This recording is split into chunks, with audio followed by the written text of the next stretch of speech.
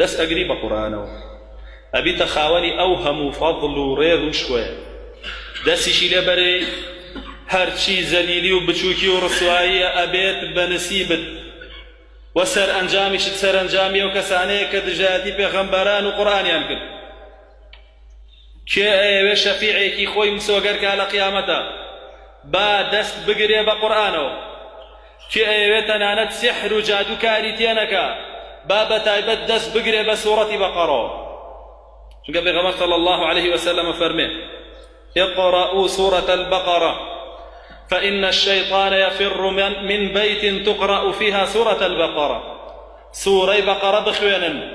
چونك الشيطان رأك لو ما ليك سورة بقرة تأخوين رير للفظك فرمي لا تجعلوا بيوتكم مقبرة فاقرأوا فيها سورة البقرة فإن الشيطان يفر من بيت تقرأ فيها سورة البقرة ما لقانتان مكان غورستان سورة بقرة تأ بخوينن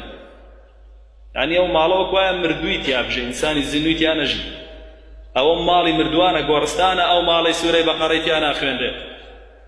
پاشانە فەرمێ فإن أخذها بركة لەبەرەوەی دەستگرتن بە سوورەی بەقەرە و خوێندنی بە بەردەوامی هۆی بەرەکەتە بۆ ماڵ پاشانە فەرمێ وتركها حسرة دەستبەردان لێی نەخوێندنی دیراسە نەکردنی ئەبێتە هۆی حەسرەت ئاه و ناڵە و دەرد و شەڕ و ئاژاوە و ناڕەحەتی بۆ ماڵ ئاژاوە لە ماڵتایە لەبەرەوەی دەست بە سوورەی بەقەرە بەرداوە کوڕ بە قسەی باوک ناکە باوک بە قسەی دایک ناکە دایک شەڕیەتی لەگەڵ کچ لەگەڵ باوک بۆ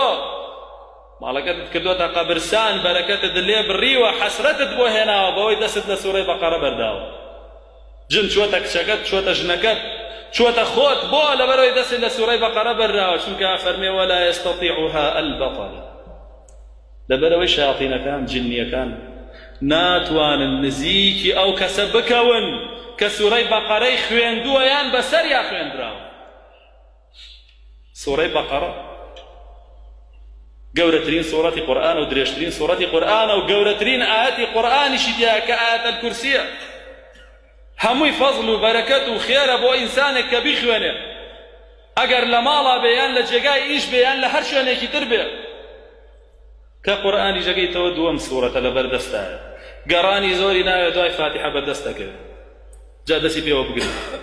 دەست بە قورئانەوە بگرن با شەفیعێک لە قیامەتە مسۆگەرکەن و لە دنیاشا سەر بەرز بن و خاوەنی ڕێز و شکۆ بن و گەلانی تر لە خوار ئێوە